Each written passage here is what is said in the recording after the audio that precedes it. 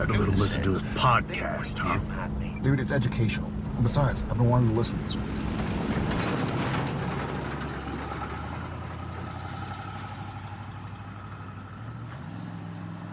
Welcome to Idling in the Impala, a podcast by and for lovers of supernatural and the fan fiction it inspires. I'm Sandra. I'm Karlee. And Merry Christmas! Merry Christmas, Supernatural family. Merry Christmas to all our listeners. It's Merry Christmas week, right? That's when this is going out. Merry Christmas week. It's Merry Christmas week. Okay. Do you see the abuse I have to put up with people? You're so picky. No, it's Merry Christmas week because we're not changing the schedule because nobody is listening to podcasts on Christmas Day. We know this. We're aware of this. So it's Merry Christmas week from us here at Idling in the Impala. We hope you're having a good Christmas week. And I've said Christmas times and that's kind of weird. So what we thought we'd do is we would both rewatch A Very Supernatural Christmas. We debated rewatching Last Holiday, but we both still kind of have residual trauma from season 15. So we opted not to do that. But we were going to rewatch the official Supernatural Christmas episode and make some notes and have a chat about it. And I was not planning to make notes because I say I'm going to make notes and then I don't. And what happened was Sandra came at me with 4 whole pages of notes. And I was like, shit, I better make notes. I was just going to rewatch it. But we got notes. We got notes, y'all. So just before we actually begin with this, small disclaimer, I am quite anti-Christmas, which is weird because I have children. But like a lot of people who have lost a very close loved one, I find Christmas quite difficult. It's quite an emotional time for me. So I don't want to come across as callous or dismissive about the Christmas episode, but I try not to get in my feels about Christmas because it never ends well. So apologies if I sound cold or not festive or not in the full jolly spirit. I am just in my own way. So going forward, we have 2 different pages of notes. Sandra wants a table. I have given in and admitted that we probably do need a table for this. So you improvised and made us a table. Sharing a screen. I made us a little table by doing the very technical thing of opening 2 tabs at once on my desktop and sharing my screen. And my brain just didn't want to do that anymore. I was like, Karlee, could you please just share your screen? It's been a week. It's been a week, y'all. So, A Very Supernatural Christmas. So I suppose. Yeah, so I want to add, because you made the reference about anti-Christmas. I will say that I am also not like, I think I was bigger on the holiday, of course, when I was younger. My husband and I don't have kids, so we technically don't have to like go all out and celebrate the holiday. Why would you deprive Ted of the lights? Come on now. That would be mean. He can still do that, and he decorates and he does all of those things. But I'm also like you, Karlee, in that it's the holiday season in general has always kind of been very, I think, up and down for me, growing up for lots of different reasons. Not necessarily, well, I could say the loss of loved ones in a different context of just like not in my life situation. So that there's always been that. It's really hard to get that like jovial, it's a bit high and low for me. And I know I have friends that also deal with the holidays. It can be a rough time. So there's usually a lot of like checking in to see how friends are doing, because there's a lot of baggage with the holiday. I actually think for a lot of people in general, but more for other people too. So I think your experience with it kind of maybe parallels a lot of what actually even happens in the episode between Sam and Dean, and one wanting to celebrate for a certain reason and one being like, well, no, it doesn't hold the same feelings for me as it does for you. So yeah, we can get into all that, but yeah, I just wanted to make that point clear. Like, I'm not I don't dress up as Mrs. Claus and like do all that. It's not my thing. My husband will probably kill me, but he has dressed up as Santa. Oh, but that's more than once. I mean, he's done it for the kids, right? Or are we talking? No. No. He's gonna be like, oh my god. Oh yeah, this is where he reports the channel and we get completely shut down. No.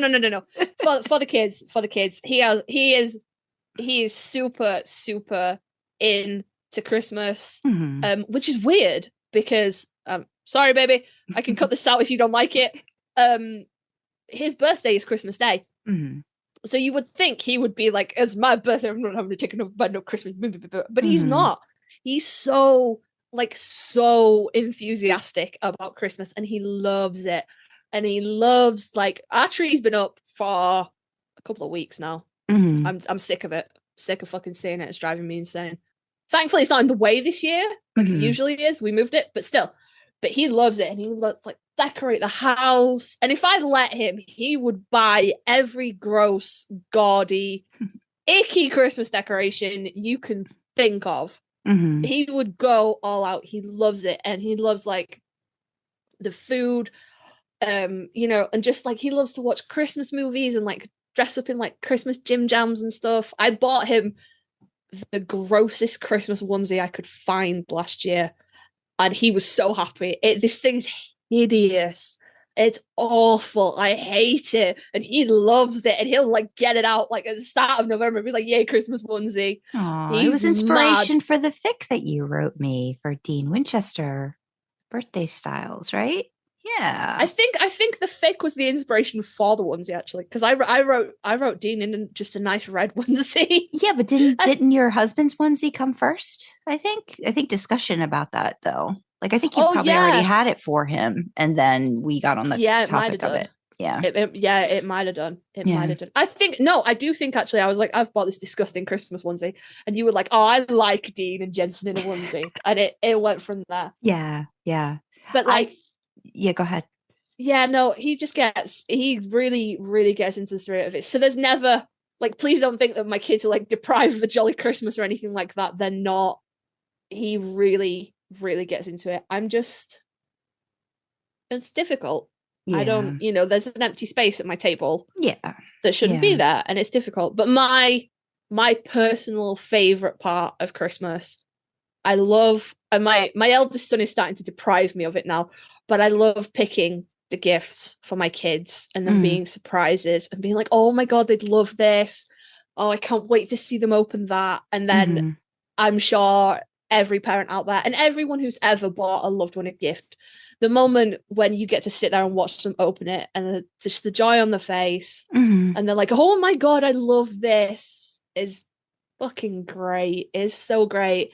I love hearing my youngest talk about, like, how Santa's going to come. And, we always do, like, it's cookies and milk we lay out, but I know that's not traditional British. I think traditionally you're supposed to leave a mince pie and sherry out for Santa. Or Father Christmas, as we call it. But we've always left cookies and milk because get him drunk. Like mince pies. I know. I just don't want him driving that sled all over. I know it's cool. It's cool as long as the reindeer aren't drunk. It's fine. Okay. I think. I still think he's got something to do with the driving. He might a little bit. But yeah, no, we've always left like a cookie and some milk out for Santa. And a carrot for Rudolph, and then you get to, like, you obviously eat the cookie and you sprinkle some crumbs on the plate and you leave a little bit of milk and the kids come downstairs and like, oh my God, Santa came, That's the kind of stuff that I love about, I channel all my feelings about Christmas into my kids because I could take or leave the day. It doesn't bother me. Yeah. I'm a grown-ass human. I don't need presents, so I put it all into my babies. And my oldest boy is now starting to deprive me of the joy of present picking because he gives me lists and then he's like, oh, am I getting this, am I getting that? And I'm like, it's a surprise. He's like, why don't I get to know you guys? No, because it makes me, that's not the point of a present. Yeah. So yeah, no, I've I've got that sort of. Well, so my birthday's in December. So when I was little, I actually really I just loved the whole month in general. Like, and because like my birthday was a couple weeks before, so kind of like extended the whole the whole feeling of it. So it was like, I didn't mind having a birthday in December. Even, I didn't always get the like, oh, you just get one gift, like some people that do that bullshit, which by the way, if somebody has a birthday in December, they get a gift for Don't their do that. birthday. They get a gift for Yep. Christmas. Even if their birthday's on Christmas, they get a birthday Yep. gift and a Christmas gift, bare minimum. But Yep. I did. I loved the holiday. I used to help mom with the decorating. It was, you're little, it's all that festive stuff. And then I think a lot of the reason I just have come to like not really feel it as being a festive time of the year too is because my husband works for UPS. And this is a hellacious time of year for anybody who does shipping, presents, Amazon. It's just your Christmas, and this is anybody outside of that profession, your Christmas, your gifts end up being a sacrifice on the family that has somebody that works at a place like that, because they literally don't have those holiday times. Like my husband had Thanksgiving off, but had to go to bed super early to get ready to go to work and, go to the warehouse and start with peak season, which is going to run through, probably into the new year, with gifts and packages and all that stuff. And so maybe I've even become more Grinchy about it too, because I also don't have, like for my birthday, we can't really do anything on my birthday. Like even if we wanted to like celebrate, there's not a lot of celebrating that can happen because his time is very limited, because he has to go to sleep early, to get up early, to do all that stuff. And he's not a driver, but warehouse stuff work is tough around the holidays. So just, I would say be mindful and appreciative of the people that are behind the scenes, making sure your packages get from point A to point Z, even the post office. Yeah, even actually, on the subject of that, our postal service, the Royal Mail, they've been doing strikes for quite a while now. I'm not 100% sure what they're striking for. Probably money. It's usually money or better working conditions. But they have quite a lot of strikes over the festive period that is going to royally fuck our postal service massively. So just a reminder, if you buy from a business, especially a small business, if you're looking at gifts on Etsy and your shit is running late, it is not the shop's fault. Don't go yell at them. You could go yell at Royal Mail if you want, but equally, like Sandra says, they work hard. They deserve a living wage. So just ask you a little bit of patience this holiday season. Yeah. Wow, that got a little bit preachy. Sorry about that. That's what we're here for. Yeah, we love to preach.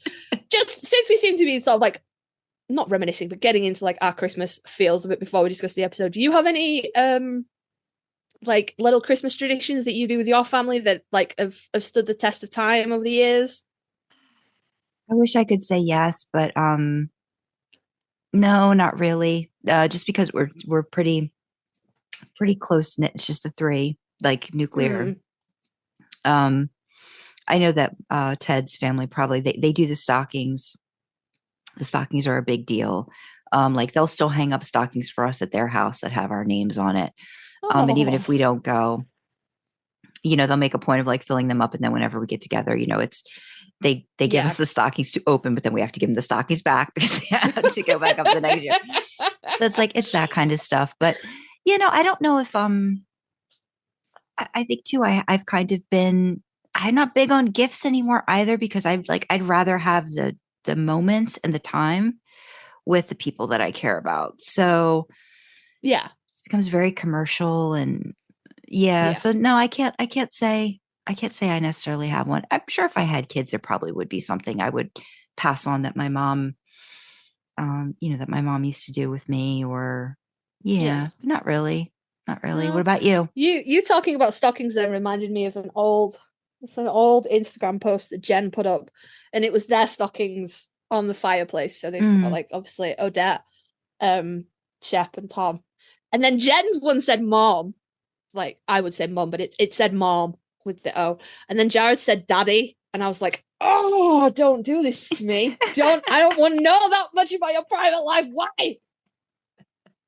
Because I don't like that. It upsets me. It upsets me. We do stockings in my house, but only for the kids. Mm-hmm. Santa fills their stockings and Santa brings them one gift. Mm-hmm. And then we do all the rest of the gifts. And obviously my oldest boy, he gets gifts from his dad's side of the family as well. Okay. But in terms of traditions, I've probably talked about it before that we have cake for breakfast. Mm-hmm. But that's not a Christmas tradition. That's a birthday tradition. And obviously my husband's birthday falls on Christmas. And when I was in my 20s, when my kid was like 2, when I started this tradition, it was cute. I was like, oh, cake for breakfast. How exciting. Because I was only doing it for his birthday. I was like, it's his birthday. He can have cake for breakfast if he wants.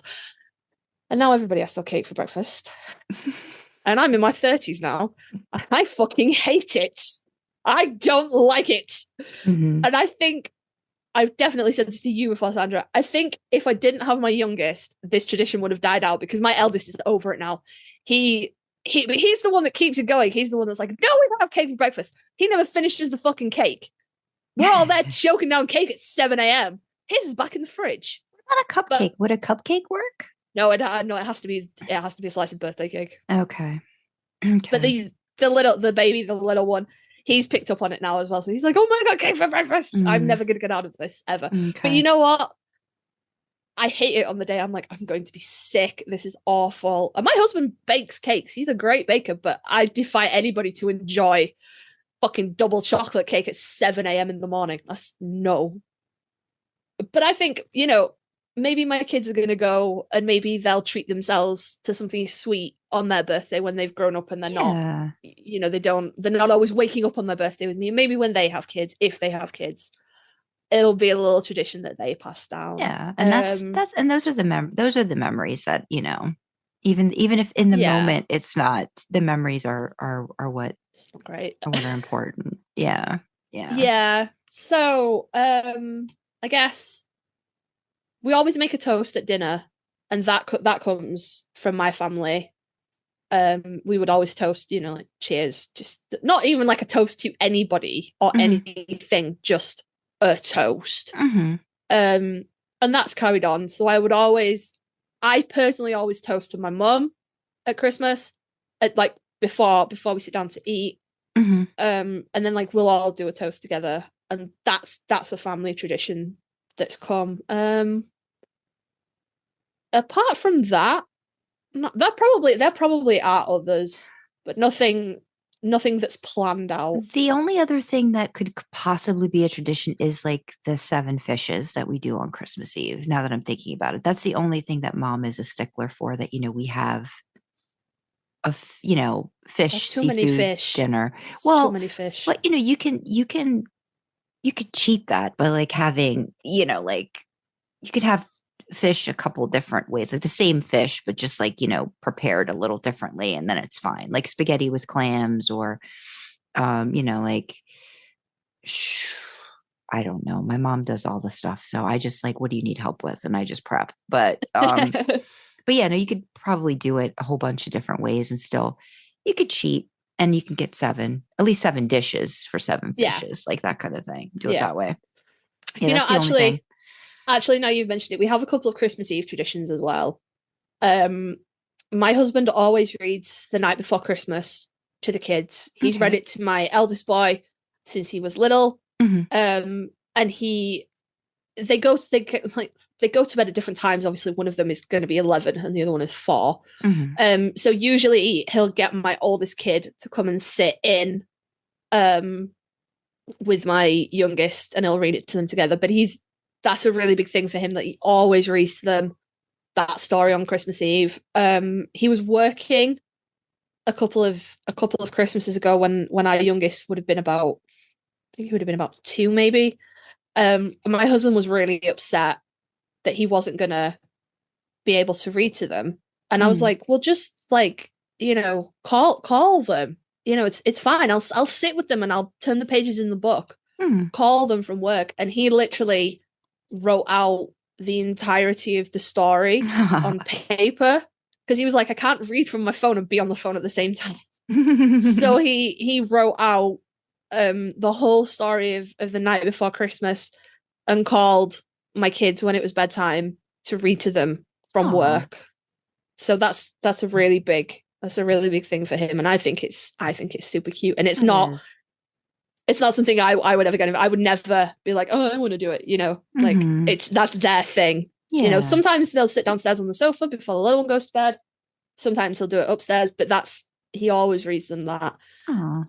And then I suppose the Christmas Eve adult tradition is we always order takeout on Christmas Eve.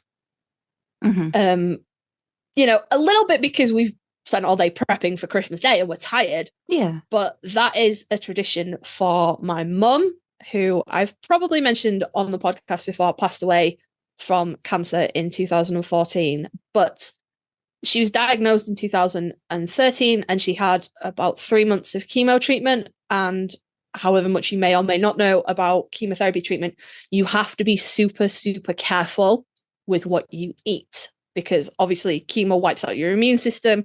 So if you get food poisoning, it can be really dangerous.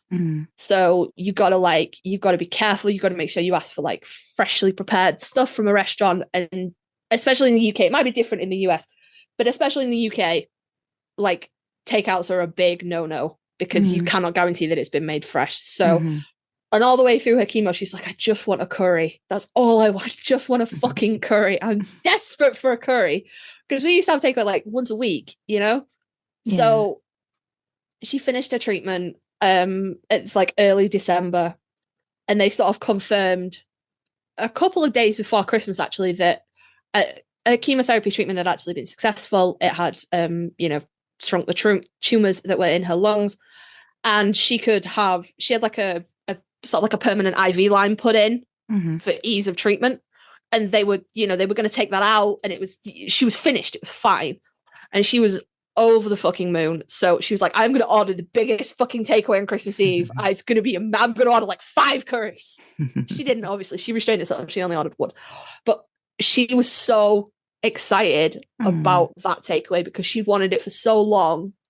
So that's always something that we do is I always order a takeaway for my mum on Christmas Eve. And I love a takeaway. So it's, it's no hardship for me. But it's just, and we've ordered at like 9:30, 10 o'clock at night when my husband's had to work. And he's like, you can go and order without me. And I'm like, nope, we'll just order something little. It doesn't have to be a full meal, but I am ordering and we are eating on Christmas Eve. That's nice. Yeah, it's just one of those. And I always wish a picture Merry Christmas as well. Yeah. So just a few little bits and pieces of tradition there. I complain every year that I don't like turkey. Is that a tradition? Can you make complaining a tradition? Sure you can. I don't dislike turkey. It wouldn't be my choice. Yeah. My dad has the joke tradition where no matter what, we know we're going to hear the same joke about Thanksgiving every year, or like there'll be a mention of something. We just like wait for it to happen. They're like, there it is. There it is. So there's definitely, there could be all sorts of traditions, which I think is nice. Little bit of festive. And also at time of recording, it is getting quite chilly in the UK now. So it has been time to pull out the big floofy stand blankets that I bought. So we have the moose blanket with us today. The cat is very fucking pissed because where I'm sat, he can't get on my knee. And he loves this blanket. It is his favorite thing. Aww. So it's cold, but it's not cold enough to put the heating on because we can't afford it. We can, but while my kid's still cutting about in underwear and not wearing real clothes, I'm not putting fucking heating on. When he comes to me in a jumper and a pair of trousers and goes, Mum, I'm cold, I'll put the heating on. While everybody's just floating about in a dressing gown and a pair of pants. No, go put clothes on. You come back to me when you have clothes on, child. Oh my goodness. Oh, it's a good job he doesn't listen to this podcast. He'd be like, Mom.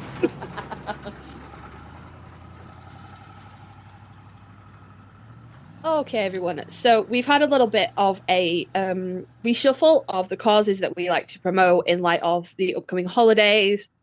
Thanksgiving, Christmas, New Year, any other holidays that you might celebrate. We are inclusive. So we're still promoting Ukraine relief. Of course, it's not getting the media attention it needs, but the Russian unlawful invasion of the Ukraine is still going on.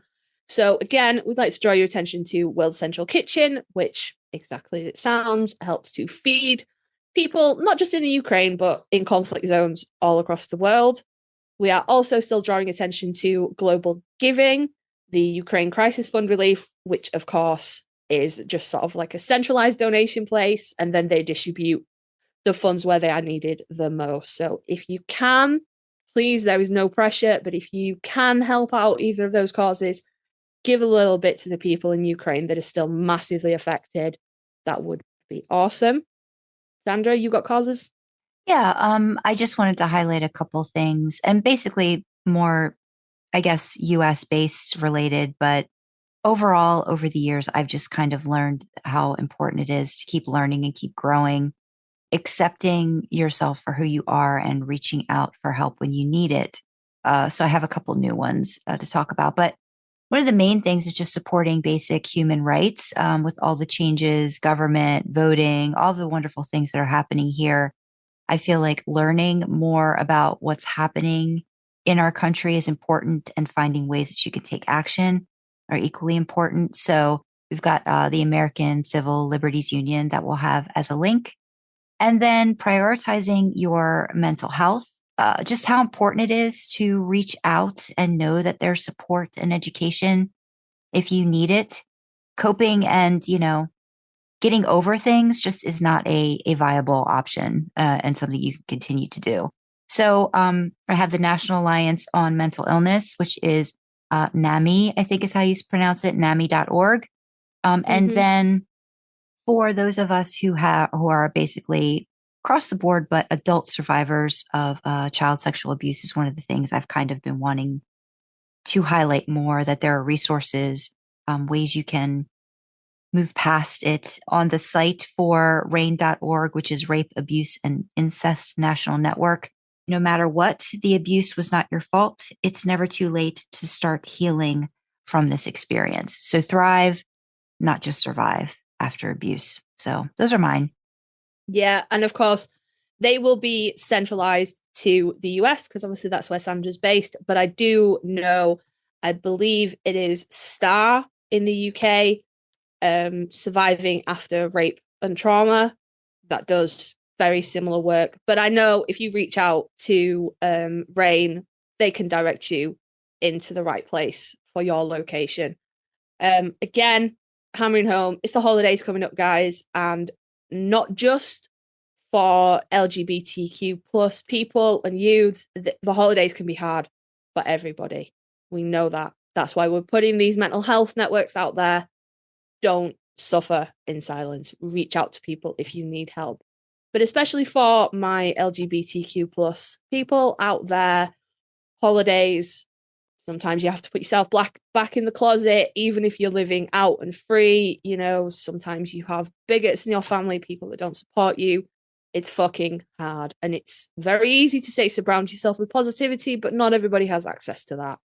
So if you're based in the UK, again, I want to signpost you to Switchboard LGBT, which is a sort of talking service that will put you in touch with people who will help you, will talk to you, just somewhere that's safe and supportive. And the US equivalent of that is the Trevor Project. Again, reach out. They will put you in touch with people to talk to. If you're not safe at home, you will find support in these places. And the Trevor Project has resources for international LGBTQ plus youths, because we know it's different everywhere in terms of what laws govern and, what kind of public atmosphere there is towards our community. So those are the causes that we're promoting. And we just want to say, happy holidays. May you be with good people. May you have good food. May you have good times. But be safe. Take care of yourself. If you need this help. Yep. take care of yourself. If you need this help, please reach out and access it. And if you can support any of these charities, if you're in that position, please think about doing so, because everybody needs somebody. Back to the episode. So that's kind of our little dip into what we do for Christmas and our separate Christmases. So let's take a look at the episode. Sandra has very helpfully divided her notes into scenes and everything so we can follow on with the plot, and I have not. I tried. So... I don't know how. I should have probably bolded and underlined, but so we'll just see how it goes. But no, it's fine. It's fine. So Sandra actually has the first notes, which are relevant to Sandra, and they are not relevant to me. So do you want to take the reins with the cable special? Because we don't have cable over here, not like you guys do. Yeah, just a couple notes that I was like when I did just the fact that the episode 2 was written by Jeremy Carver, who became the showrunner from seasons 8 through 11. But the opener was basically like, the spiral where it says special. And I just remember, I realized as I was writing it, I'm like, Karlee didn't have to worry about what? So there was a time when you could not record stuff, whether it was VCR or whatever. Like I didn't have a VCR in my house until like 83 or 84. It might have even been 85. So I remember you had your TV guide, and you looked and saw when something was going to be coming on during the holiday season. During different times of year, there would be different specials, like different special movies that would always happen, like The Wizard of Oz or The Sound of Music. Yeah. Different things like that. And I just remember too, Rudolph the Red-Nosed Reindeer was like my favorite, the claymation one. The claymation one, the original one, which I actually saw that they showed a little clip from later on in the episode. So, they did. It was in the flashback, but so I just remember being very excited, and if you missed it, if you weren't sitting down in front of your TV by that time, man, that was it. You had to sit through the commercials and all of that stuff. So the fact that Kripke's very close to my age, I think he's a little bit older, or maybe I'm not sure, but he could be younger at this point. But I feel like he got that, part of it, and wanting to have an opener like that was very cute. So again, Karlee, did you ever have a VCR? Yeah, Okay. No, I'm just checking. VCRs on this side of the pond. No. I didn't know if maybe you just went you remember maybe a DVD player or something different. I didn't know. Okay. No. Right. I remember VCRs. I remember having all the Disney videos and stuff like that. Yeah. I remember wearing out more than one Lion King tape, and my mom was pissed about it. Did you stop watching that movie? And I'm like, no, I love it. Over there too, did they do the whole Disney thing where they would only release say once every 7 years the movies for a while? Did you have that thing where it was they would so that was a thing that I remember too, was they might release they'd release Sleeping Beauty and you could purchase it and then it would just be gone. You'd have to wait. I'm pretty sure it was a 7-year thing, or it was a ridiculous amount of time before you could get it again. So I just remember that sort of cycle of stuff. You could buy it, then it was gone. So, and then you had to wait. That wasn't a thing over here, I don't think. I don't know. Or you might have been too young for that to have registered. But that was a thing for us too. So little things like that where it was very in the moment. You had to be present. It wasn't just a whenever you're ready binge. You had to make time, and you had to sit with your family and watch something together. Yeah, I remember that era of TV, and rushing to the bathroom and the ads, and rushing to get a drink, and and oh god, you reminded me actually another one of our Christmas traditions. Despite the fact that we have it's Sky TV over here, it's like satellite TV. But anyway, every fucking TV that's ever made now ever comes with a built-in TV guide. You just know what's on the TV. But my husband still buys a paper like a TV Oh. guide magazine every year. And he's like, I want to know what's on the TV. And I'm like, baby, it's on the TV. Aw. What?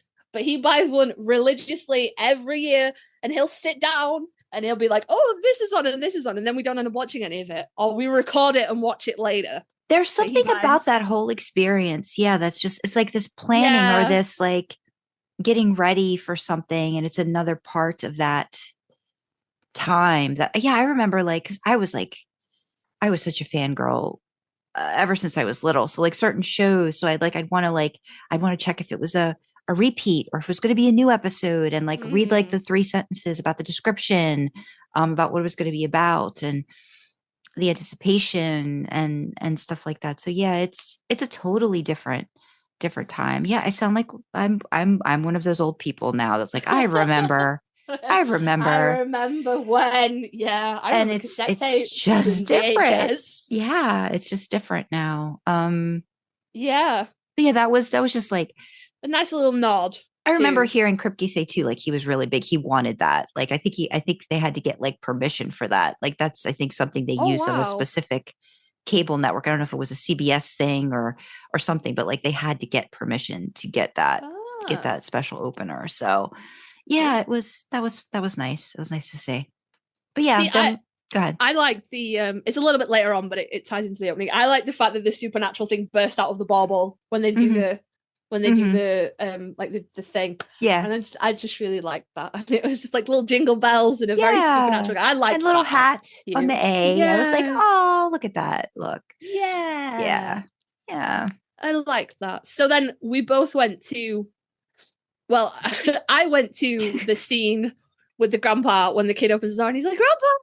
And I was like, ow, my feelings. Ow. But Sandra went to the grandpa getting hold of the fireplace. Kid's gonna need therapy. Yeah, poor grandpa. He is definitely gonna need definitely gonna need therapy for that and one. He ate a cookie too right before. I think right there was cookies and milk too. So grandpa, was gonna eat a cookie and then and that's it. And then whoop, there it goes. Yeah. So then we have the nice little bauble and the very supernatural Christmas, and then me and Sandra have differing feels on hair. Are you surprised, guys? Oh, I was surprised. Sandra's opinion is put them in front of a mirror and fix that shit. And my opinion was, oh, Sam's bangs, look how cute they are. Well, I liked Sam's bangs. No, I didn't say I didn't like it. Did I say I didn't like it? No, you were just say I didn't like it. My comment was, go ahead. You can read it. Comment. At this point, with the hairstyles, I think Sam and Dean / Jared and Jensen both needed a lot of time in front of the mirror with product. Was season 3 one of Dean's original hair seasons? I don't know. I'll have to go find out. Sandra's viewing my screen, so she's going to come on this adventure with me. Sandra thinks there are 15 different Dean hairstyles. There are different. They're very. They are not subtle. No, there are not. You stop that right now. There are not. There are like my comment 5. Seeing them with the Fed suits was immediately Dolphin's belly. Fact that they were stubble babies. Though. But I will say season 3, they are very clean cut, clean shaven more than I think any other season. He does have stubble, but it's more clean cut, I think. If you go back and look all the episodes, they did not want them to have a lot of facial hair. Sam too. I just remember that's something that just sticks out for me from season 3. They just did not have a lot of facial hair. And even if they had stubble, it wasn't like 5 o'clock shadow heavy, like they do. Just a light little dust. Just dusting. Yeah. Just dusting of stubble. I'm looking at my Dean hair references now, and I will charitably give him that season 3 was an original Dean hairstyle, mostly because season 3 was just really short.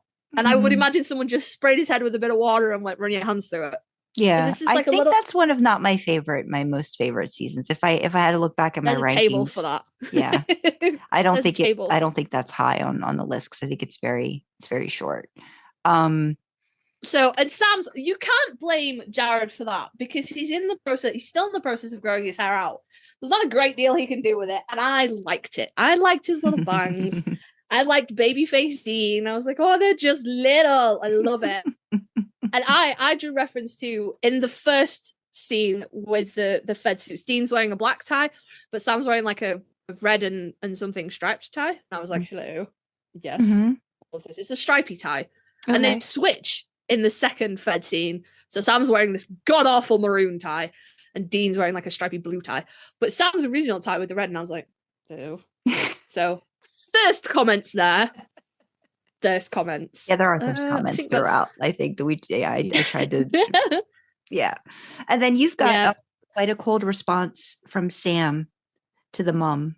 We're very sorry. So was it just the way he said it? It just sounded cold? Yeah, she was just like, why haven't the ransom people called and why haven't this? And you like Dean's just trying to like ease it gently, and Sam's just like, we're very sorry, and just leaves. He's like, look, I need to get on this. Like shit, it was very much we got shit to do, lady. And it just didn't, I don't know. Sam always seemed to be the one that would like, kind of baby the witnesses a little bit and be like, oh, we're really sorry, and be that sort of more gentle edge. Not to say that Dean was ever like bad cop or harsh, but Sam always seemed to be quite gentle. But I don't know, that just struck me as like, oh, we're very sorry. Like, you've got shit to do. Bye.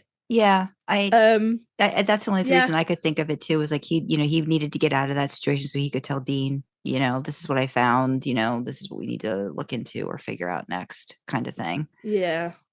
Yeah. So then I think we skipped to the motel room, right? Well, you referenced the motel room. And I didn't change scenes. See? Yes. Yes, dingy cabinets, worn furniture. I love the mural. They always went hardcore with those places. Like how much can we explode all over this very small room? Gross. I thought it was just, it's very indicative of like, that's one of those things I'll always remember from Supernatural is the motel room sets and the bunker. Like those two places are very iconic to me, and how they kind of leaned into both, made, just kind of like went for it, because really there's only so many things you can do with a motel room and four walls, but they tried to make it different when they went from place to place. Had different themes and stuff, and they were all loud. Jesus, you can't sleep in that. So yeah, just props to the set deck people there, because yeah. So I didn't see. And then are the ripped jeans and stuff? Is that in the motel room, or is that at Sad Santa Village? The ripped jeans are at the Sad Santa Village, but the Dean comes into the motel room wearing the leather jacket, and we were both like, "Oh, the leather jacket! I love it! The leather jacket and the amulet." Yeah. But I also, it's been quite a while since I've watched Supernatural, but there's just something about the way Jared says the word law that I just really love it, because he doesn't say it like a normal person. It's just like a really long O sound, and I really like it. Or it's a really long O sound. It's like, apparently Jensen can't say ruin. I've never heard it, even in the videos where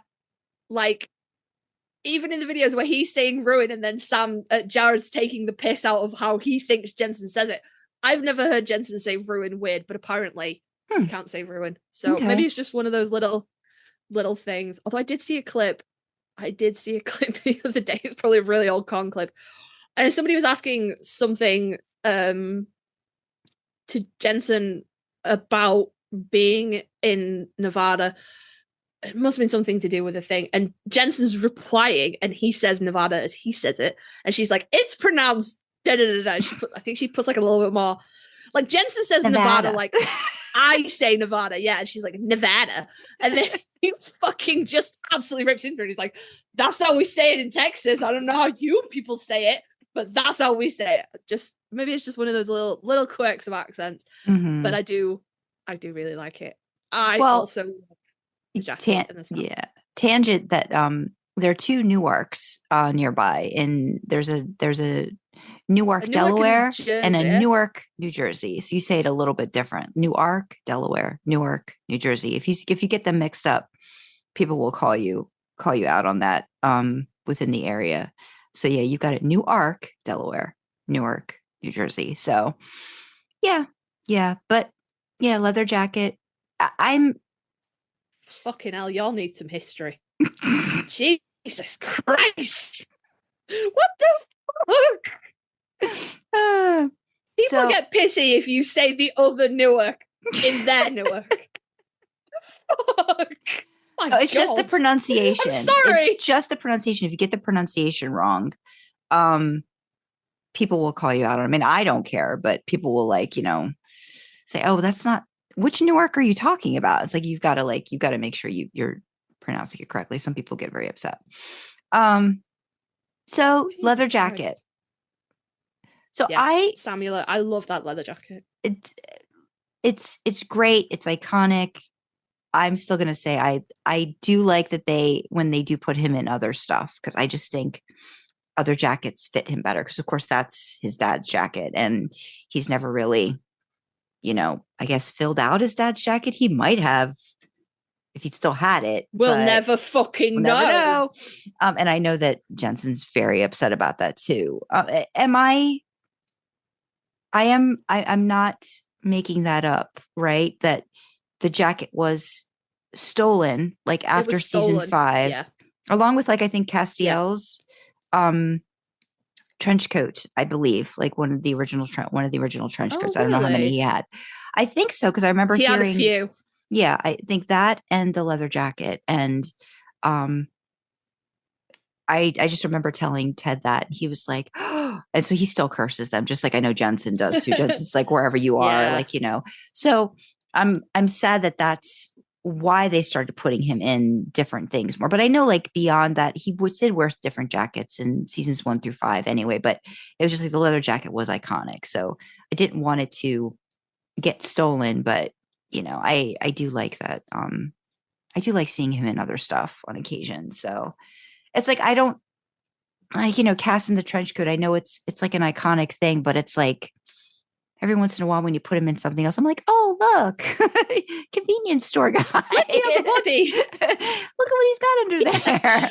Yeah, so that kind of thing. And that is genuinely, that's how it feels with Cass, though. You're like, holy shit, he's naked. Mm-hmm. I can see shoulders. Yeah. There's a waist. Yeah. There's stuff that you just don't realize. Yeah. I have no idea why they held onto that trench coat for Cass for so long, because it was so impractical. He was already wearing a full suit. He didn't need another layer on top of that. Well, the Winchesters, I think it's just a thing. The more layers, the better. So apparently Castiel got the same memo. We just have to layer him in as many things as possible. So, yeah. And then I think at Santa's Village, we get into the conversation about Christmas. Sam's adamant he wants to blow off. He doesn't want to celebrate the holiday. I like Dean mentioning Boston Market. Do you guys have? See, I don't know. Market? I don't know. What is that? Boston Market. It's just it's almost like a fast food, like a McDonald's or Burger King, but for chicken. But it was always very expensive. So it was like a treat. Aside from it wasn't just a go to McDonald's to pick up. It's if you went to Boston Market, that would have been a splurge for them. Because my mom would have said, I can make this cheaper at home. Yeah, I hate that. You're it's not the same. Yeah. So it's not cheap. But you could get make a whole your platter of whatever you want. So chicken and the fixings and different things like that. So yeah, if they did that, right, they would have that would have been a hefty little splurge for them.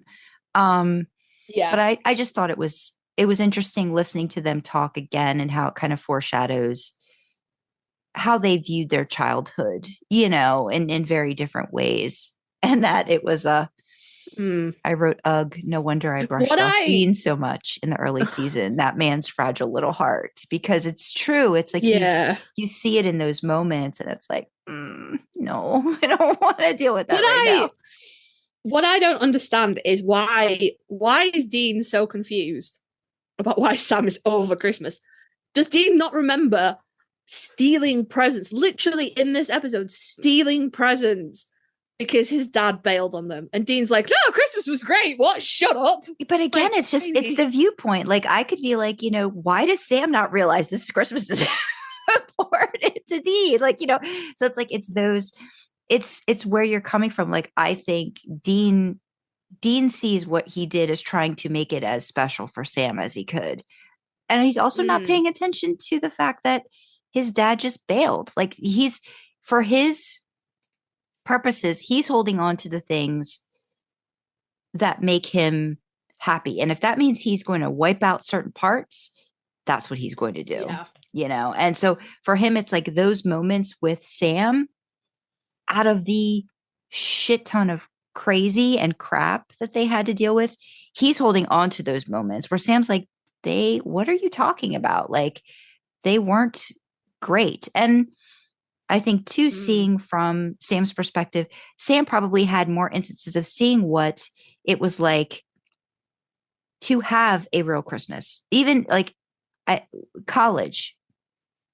Yeah. He had experiences probably with holidays with Jessica that he didn't have. And even in season 5, they show him going to a girlfriend's, like he was like 12 and he went to a girlfriend's for Thanksgiving dinner. He would have seen that. And I don't think Dean would have. So he's got the comparison that Dean doesn't. Dean's just focusing on, this is all I have to hold on to, Sammy.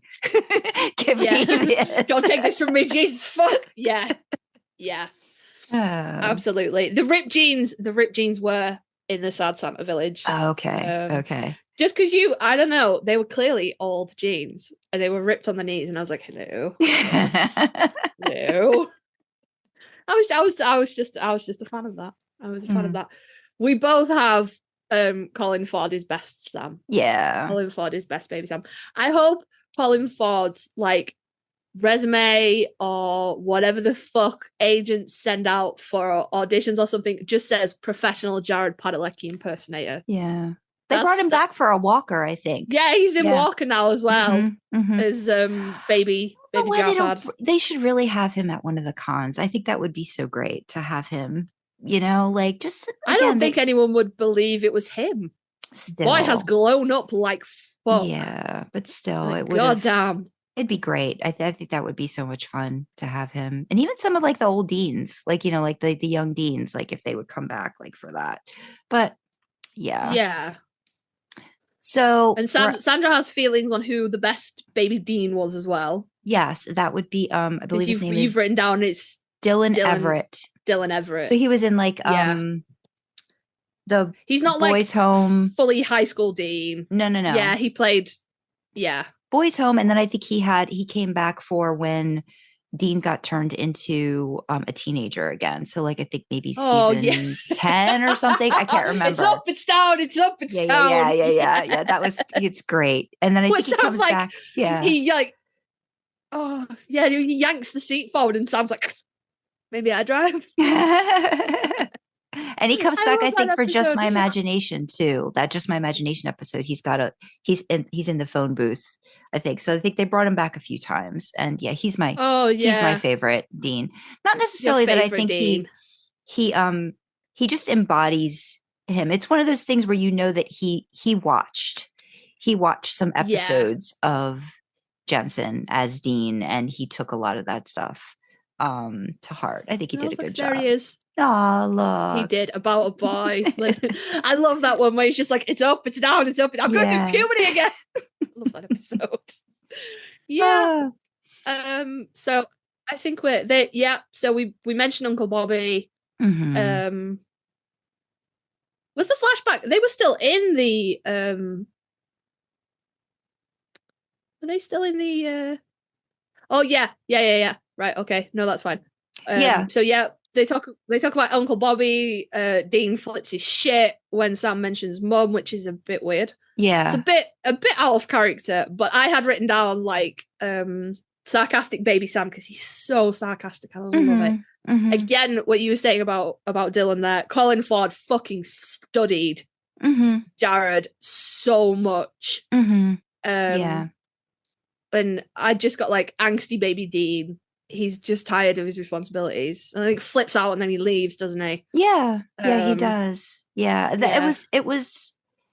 it was interesting to hear him like go so off on about Mom, and then just like we don't talk about Mom. And I said that kind of stuck with me. I'm like, So it does kind of confirm that I think Dean probably knew more that he wasn't, he got stuff from John or was told things from John or maybe just even like read things and knew more about what was happening, what had happened to mom.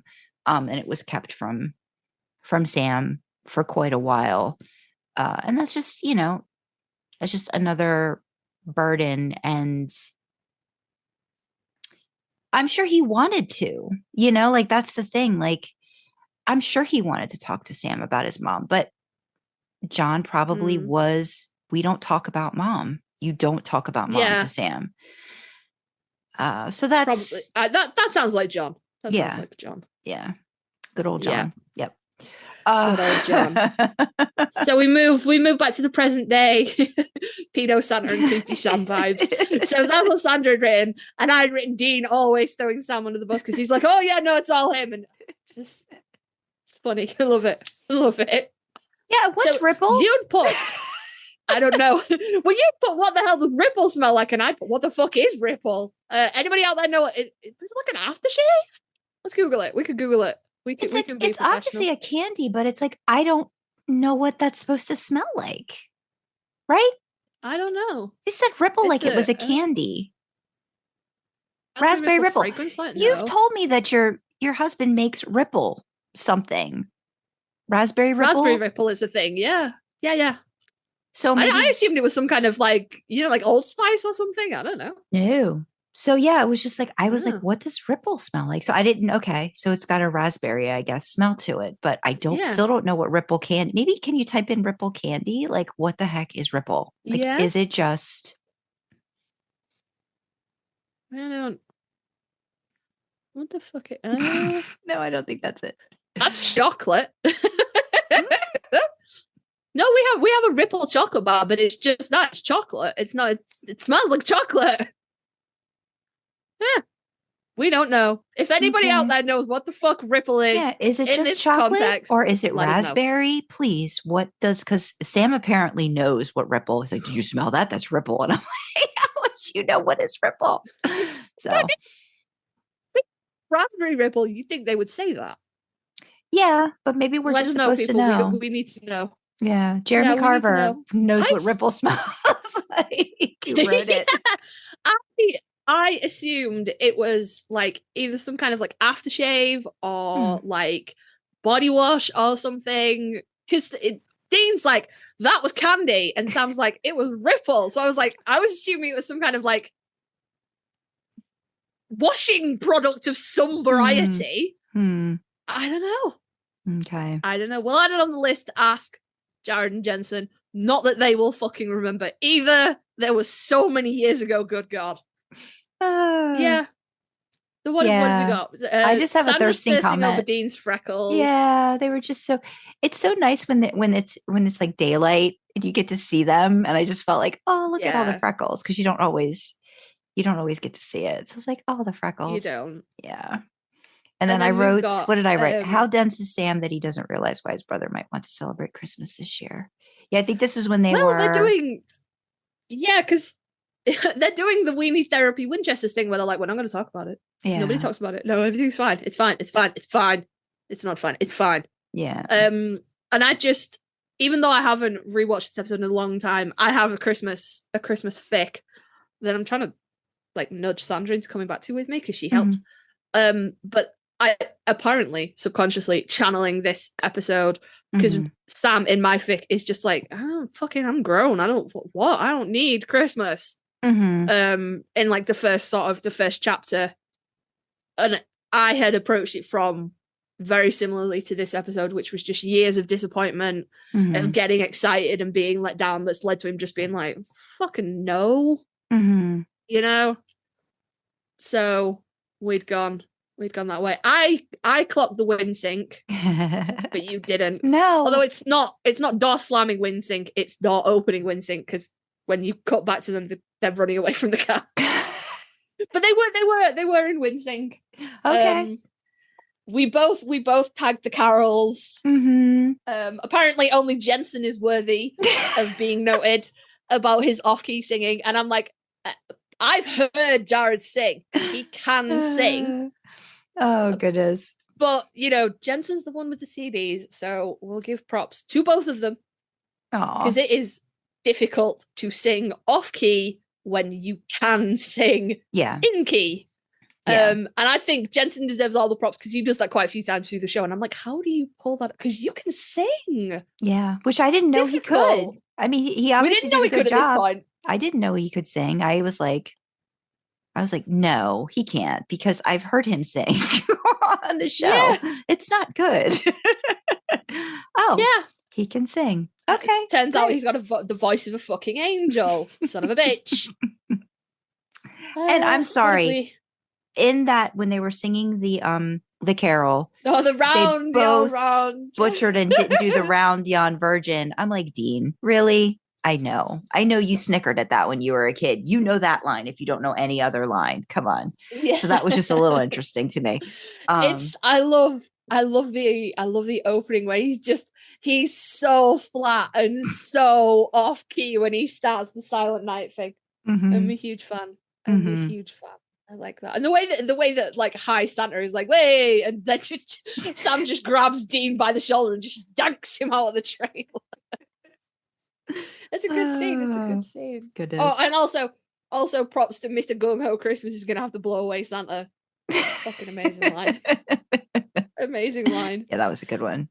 And then we go to the second kid, and just so much therapy for kid 2. Mm-hmm. Do we know, is there a reason why they don't take the kids? Because the couple are meant to be the gods, so we have to assume it's one of them dressed up in the not Santa suit, right? Which I was wondering which one that was. Like, did they take turns being the bad? I think it was him. Okay, because they seem to have that very stereotypical like 50s housewife dynamic kind of thing. Yeah. So I would assume it was him, but I couldn't, because he walked straight past that kid. Well, also went and clubbed his dad over the head. Also, remember, him downstairs. Yeah, they so they didn't get the mom in both of those scenarios either. So I wonder if it's something about it being a male that they didn't reference. Maybe. Or maybe they just picked, like, we'll just, maybe it's just somebody that happens. Yeah, I don't know. I feel like there's something about it being the dad or a male, because it was the grandpa like a year ago. And then when they opened the scene, it was the dad that went missing. The dad had gone, yeah. And now they went up to get the dad, and they left the mom. They just knocked her out. So yeah. But then like he's like face to face with the kid, and he reaches past him for a cookie. Mm-hmm. Yeah. So I'm like, well, I'm not sure. Not take kids. Although maybe the network was like, you cannot do this to children. We are very close to what we can show, and you cannot be hitting kids over the head and dragging them up chimneys. Yeah, that could be it too. They could have been like censored and like, no, you can't do that. You can't have, and you can't take the mom too. Yeah. So. Yeah, that good old toxic masculinity there. Yeah. Yay. Yeah. So after the next victim visit back at the motel, your little Dean's lashes. We got to draw attention to Dean's lashes. His lashes are so pretty. They were so pretty. Such a pretty boy. I had never noticed that little printer that Sam had until Sandra was like, Sam had to go and buy ink and paper. He's got a little printer. It's not the first time they've shown them with printers either. It happened in previous seasons too. And I was just like, because they've always got papers like in the beginning that they were showing, right? Like before they would actually just like turn the computer screen and you'd like see that. And they would like, there'd be papers. And it's like, Sam had to go to a copy store and buy printer ink and copy paper because Dean didn't. Oh yeah, that was 100% Sam. Yes, 100%. Oh gosh. So, and then they're in the Christmas store. They're on the hunt. They're on the hunt for the wreaths. And Sandra's just got Xmas store, and I've got gaudy Christmas Xmas shop because it genuinely. Mm-hmm. Yeah, we have shops like that over here where they're just like, woo, tinsel everywhere, and you're like, oh god, stop. Just so used to it, I guess. At this point, it's just another Christmas store for me. It's just another Xmas shop. It's like everything everywhere. We have Christmas. You have it's called Christmas tree shops, but they literally sell everything. But it's just one of those stores that has everything. And they go like they have their sections and Christmas, and it's just a lot. It's just a lot. Yeah. Yeah. It's just too much. I buy my Christmas shit on Amazon, Mm-hmm. motherfuckers. I'm not going to real stores with real people. Mm-hmm. So I want to know, what was the Wincest alert that you saw? No, just because they were doing like, this one, he saw the he saw this at somebody's house, and like, so that they were doing a couple thing. Right. I just kind of I thought that was cute. Because I just got Dean throw Sam under the bus again, and the bitch face that Sam gives Dean is like, oh, like gold star. Just, it was yummy. And he was like forcing it so much. I was like, oh, he's so fussy. He's such a cutie pie. Yeah, I think that might have been that was when I'd finally been done with that cream and brown shirt that Sam was wearing. I was like, okay, I hate that cream shirt that Sam is wearing. That is a direct quote, because I was writing while I was watching. Sandra was like pausing and I was just like, baby, put the Supernatural episode, I'm gonna write. So that's why her notes are far more concise than mine. But that shirt was awful. I hated it. I didn't hate it as much as the shirt that's coming, but I didn't like that one. Okay. And then we go back to the motel room, the Broman.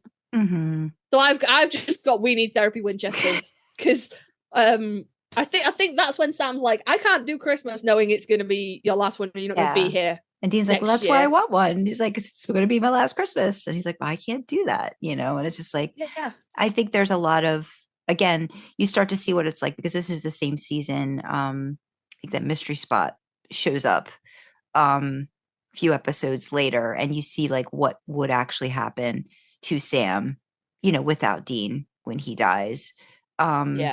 So yeah, there's all that there. And then we go back to flashback, right? Flashback. Yeah. Flashback Motel is so depressing. It is. It's gross. It's got like the iron bed frames. We would associate that with like old hospital beds. Mm-hmm. Although I think I might have got that from American movies and TV. But still, I associate those kind of like iron bed frames with hospital beds. And it's like gross. And like the walls and the doors are icky. And I'm like, John, please.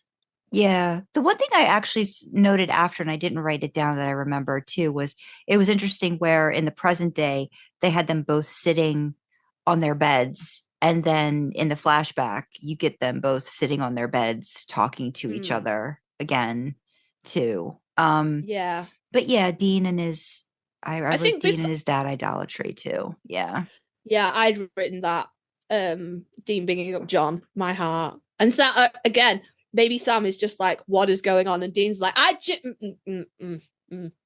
no. Just a whole lot of sound and noise to cover up the fact that he's absolutely terrified. And then, Dad's a superhero. Dad's got the coolest job in the world. And I'm like, oh, baby. Yeah. Babies. Yeah.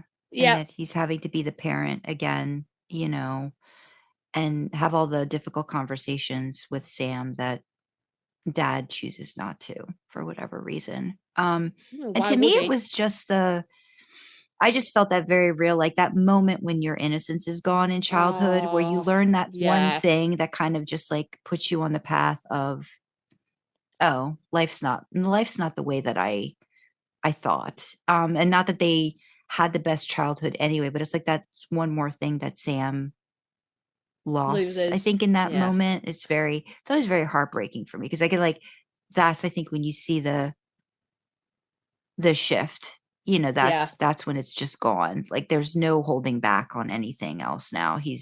The floodgates are open. At least in terms of Dean, I think being more open with him about things. But not, Sam just losing that was it's always very sad for me to watch that scene in particular. Same. And then Dean's just like, you okay? Like he didn't just fucking destroy Sam's every innocence. And then he like lays down and he starts crying, and I'm like, baby, no. Yeah. She's very, very sad. That is not a good flashback. Oh. Then we go to present day, and Karlee has the house Christmas threw up on. Oh God, it's gross. God, it's gross. Like a shit in the garden and everything. It's awful. So icky. But like, to me, it's very Hallmark Mhm. for what, like, the sort of the view of Christmas that we got in the UK.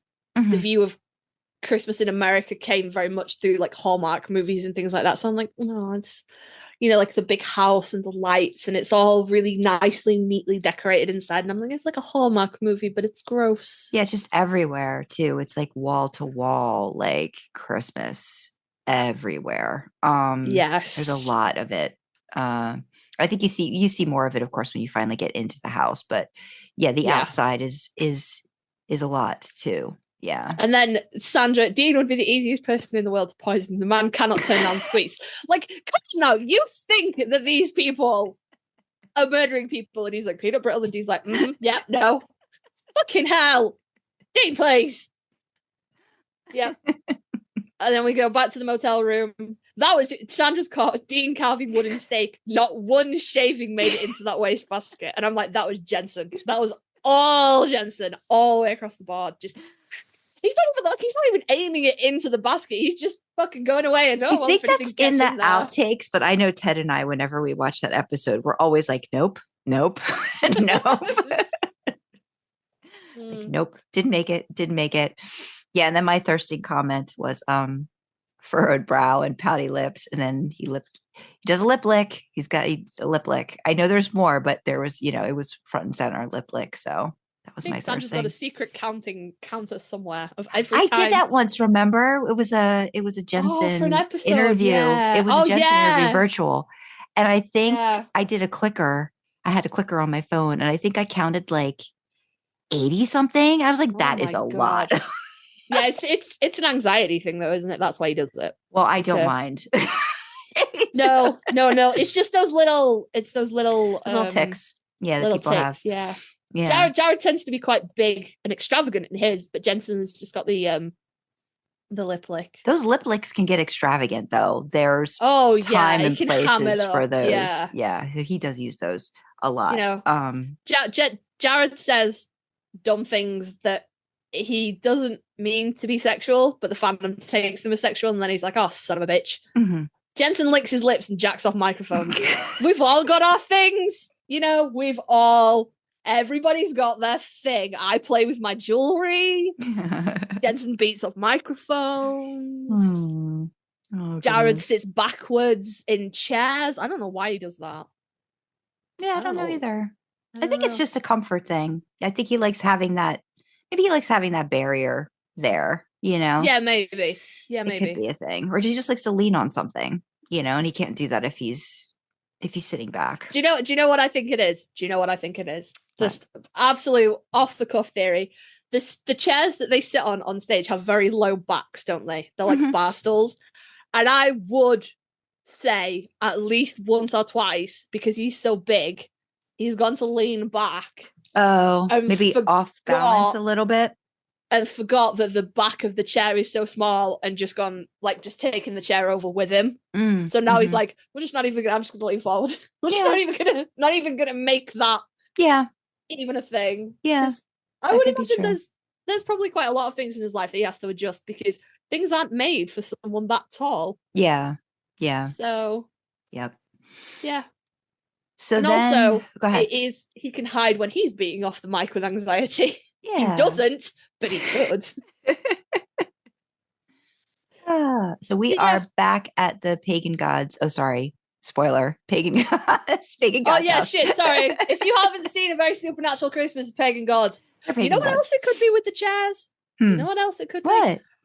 I'm thinking about this now. Okay. It's not uncommon, because of the sort of like the adrenaline rush of being on stage and doing things like that. It's not uncommon to get aroused. I've been to a lot of concerts. I've seen a lot of boners in jeans, people. And because of the Jared wears his jeans, maybe it's that. Maybe he just likes to put a little bit of something in between him and his accidental adrenaline boner. Maybe that's why Jensen's always got the microphone right there. That's just drawing attention to it. He's like, look at my adrenaline boner, guys. Yeah, maybe. I mean, it's in front, so it could be though. He's making motion there. So yes, your eye is drawn there, but it's drawn to the motion. Whereas I think if he Yeah. didn't have his hands there, you'd be like, you can see it. So my thing is too, like, he's the way that Jensen. Okay, now we're just totally off topic. But the way that we Jensen will get back sits, to the episode in a minute. the way that Jensen sits with bow legs wide open, Man spreading. I would all over think the he place. would be more apt to turn around the chair. You know what I mean? Because like it's already like he's already sitting that way. So, but he doesn't. So, But he leans back into the chair a little bit. he doesn't does lean back a lot. He does lean back a Yeah. lot. Yeah, because he does kind of when And- he gets going. Yeah, he does lean back a lot. And Mhm. think about it as well. If he had the chair spun round, when he threw his whole body back to laugh, he would throw himself off the chair. He needs the support. He Yeah, needs that little, yeah. because I bet he throws back and then he like hits the back and he goes, oh shit. And then like, like straighten his back so he doesn't take the chair with him. Yeah. Look at us dissecting. We could be body language experts. I am going with Jared sits backwards in chairs to hide his adrenaline boner. Because if you notice, if he's in an armchair, he's always got like, usually he's got either his legs crossed or he's got like an ankle on his knee or something. Mhm. He's guarding that part of himself. And I'm just like, I don't understand why you wear your jeans like that. But tape it to your leg, babe. I don't know what the fuck to tell you. Yeah, This does is- Jensen just not care? He's just like, here, have at it. Because I mean, he does. It's obvious it's there. Like he just like Yeah, but Jensen are like, he like beats off the microphone, doesn't he? He draws That's your what I attention in mean. another way. It's like he wants you to see it. So I guess it's just a thing. He's just like, Maybe Jensen doesn't get adrenaline boners. Maybe he has like maybe he gets anxiety non-boners. I don't know. maybe it's all I rushing think- to his lips. It's just all there, the lip licking. Yeah, maybe I'm just being thirsty about Jared and just being like, yes, he's definitely hiding his dick. Oh 'Cause I gosh. can't. Other than him accidentally tipping himself backwards off one of those chairs a couple of times and going, nope. I can't think of Yeah. any other reason why he would sit like that. Because I've seen him sitting. Mhm. Like, I know he can sit. I've seen it. Yeah. But So, yeah, you're right. He does cross his legs a lot. And Jensen The only- just can't. Jensen will do Jensen that can't on cross top. his legs. He'd have to like get like a fucking like No, like I saw those- him do it in one photo shoot, but his legs don't like that Man About Town one where he's sitting in that chair and he just looks so amazing. Cross his legs, but it just doesn't look right. Like it just doesn't look like it looks like he's trying really hard. I'm sure he can. I'm sorry, Jensen. If you're listening, I'm sure you could cross your legs, but it just looks like it's a little more of an issue for him. You'll have to No, I will know have it's to not. send me. You will have to send me that photo. Because I'm just thinking, I've seen Jared do like Zoom interviews and stuff, and obviously he's only seen from the waist up. But you never see him like rearranging his legs. So I have to assume he's just sat naturally Mm-hmm. in those. And knowing Jared when he's doing those interviews, especially from home, he's Mhm. probably only wearing a pair of shorts anyway, because he doesn't seem to acknowledge winter ever. Yeah. So yeah, I'm gonna go with adrenaline boner. Okay. That's I what I'm think gonna I go with. found it. I don't know if you can open this here. Let me see. I'm sending it to you. Why are you sending it to me? Sending it to you on Twitter. But it's a Pinterest thing that I didn't feel like figuring out how to do it. So hopefully you can open it. Oh yeah, no, that's fine. That's fine. I can do that. But it's one of the rare Sitting down Jensen- ones. Yeah, Jensen cross-legged thing that I've seen. Oh wow, those thighs they've never even met each other, have they? Jesus. That is a great picture. I will say that is a fucking great picture. His eyes look incredible, but yep, Mhm. those thighs have. Oh bless him. Yeah, no, it's a great picture, but it's like he doesn't. I don't think he does it often. That's No. a great picture. That's such a good picture. Look at those hands. Oh my God, we've had a discuss. Okay, we got. So anyway, back at the pagan gods. It's breaking and entering time. It's breaking and entering time. It is. And so I think it was it Dean that picked the lock? I think Dean picked Yeah. the lock that time. Dean picked So a lot yeah, that I time. just mentioned plastic Spit on covered it. furniture. Because this was a thing in a lot of Italian homes for me growing up, not ours. But yeah, it's just very much like you didn't want to they didn't want the furniture messed up. So you would just sit, it'd be squeaky. It'd be, if it was hot, it was not you'd pleasant. stick! You would stick to it. But yeah, just very like they didn't want to mess up the couch. You didn't want to get anything on the couch. It cost a lot of money. You didn't want to get anything on the couch. So it was covered.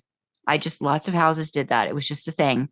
You'd have the room, you'd have the candy dish with the candy nobody wanted to eat. Just remember that. Very the candy specific. that's been there for like since your mum was a baby, and you're cough like drops, like needles from somebody stitching something, a thimble, just random stuff in there. Nail clippers. It was never fun. Icky. Never a fun candy dish to when you. No. Yeah, some candy dishes you just never wanted to open because you're like, what do you got in here? So yeah, that was like the junk drawer, I think, for a lot of Italian households was the candy dish. Candy dish. Yeah, but I just saw that and I just thought about you've got very tense in the basement, great music, and I was just like, it's very creepy. Reminder of the horror bent the show had in the early seasons, which I do think they really did lose. Maybe like really, maybe right after Kripke. Really, I think maybe like even by season 6, it just didn't feel as creepy. You know? Yeah, no, they leaned in to the horror and the jump scares. The sort of casual, Sam just looking at all like the organs and the bones and stuff and the bloody your band second saw. shirt. I just went straight to your hate Sam's second shirt too. Christ, that fucking shit. That we're not out of the basement. Well, he's wearing the shit in the basement, but I didn't write that until they're both caught. So great musical lead up to the jump scare in the basement. Yeah, really good. And I don't tend to pay that much attention to the background music of Supernatural, but I was like, oh no, it's good. It's good because it kept like building a little bit, and you were like, is it now? And then it had like plateau and then a little bit more. It was really, really good build up. Yeah. Jump scare for the body moving in the bag. And then obviously then we get to the torture when they get Dean caught. Gets absolutely fucking KO'd and Sam's being throttled by, like my nan. My nan looked nothing like that. But she just looked like a little old lady. She's a little old lady. And then she's like, this is fine. And then it's that fucking shirt. When they're tied up in the chairs, fucking shirt. It's horrible, that shirt. Who dressed him? And that is exactly what my note says. Hate Sam's second shirt too. Christ, who dressed him? So Sandra's just got cringe at the torture. And I thought it was quite an overreaction for both of the boys. They get their arms cut to draw the blood and they're like, oh, and like really hamming it up. And I'm like, you do this every day of your fucking lives. Yeah, no, not that part for me. For me, it was a nail pulling. That's why the torture for it. I just don't like that. I don't know a lot of people that do when they watch that kind of stuff, but no. Yeah. But it didn't make me cringe, but it did make me go like, why are they leaning into that so much? And I could only assume that it was maybe meant to convey that because the couple were mad, they were being, a little more forceful than one might need to be. Because it were like they don't bat an eyelid. Yeah. No, I'm trying to think though. Is this the first time they dealt with a god? I'm wondering if that has something to do with it too. Might be, yeah. Oh yeah, to try and imply how strong they are. Yeah, yeah. So maybe it was just they just off his feet. We know how strong they are. But yeah, maybe. Yeah. Maybe. Dean's sarcasm. Oh, you don't have any more meadow sweet. What a shame. Well, let's wrap this up. I loved that scene. Oh god, the nail pulling scene is horrific. I hate that. Yeah. The joy they both do a bitch face, which is quite rare. You don't see Dean do bitch face that often. But they do both have a bitch face. And I've got the cardigans. Oh god, those cardigans. Yeah, I remember. I mean, I know ugly sweaters are just a thing now, but I remember But they weren't meant to be ugly. They would, people thought they looked good. I remember a time like QVC. I don't know. Do you get like Home Shopping Network and stuff over there? But there was I can't remember the name of this one particular person, but she was like all about those sweaters, and they would just they were a thing, and they were just the gaudier the better, and hideous. Leaned into it full, and I would just. He's got Let It Snow on something, and she's got a whole bunch of stuff happening. And she's got the little flashing brooch thing. Ooh, since it is nearly Christmas, at time of recording it is still November, but it is nearly Christmas. I'll be able to pull out my Supernatural Christmas shirt because I have a shirt with them It's like Sam, Dean, Cass, and Bobby. Uh-huh. And they're like little chibi farms, and they've got like Santa hats, and I think Sam's got like nice. some antlers on and stuff. Mm-hmm. It's just a little with like snow, and so it's cute. So I'll pull that out because But that's nothing like that's those cardigans. Yeah. oh god no. My husband would wear those. He has like I'm looking at it now because it's hung up. He has like a blue Christmas sweater with like Santa like with his knuckles out, like he was gonna fist bump you, but both, and it says like Xmas forever on his knuckles. Oh, it's hideous. I hate it. It's got like pom pom on the Santa hat and everything. Aww. My concession to Christmas wear is I have various Christmas band tees. So I have an Iron Maiden one. I have a not Game of Thrones one. I have a Guns N' Roses one.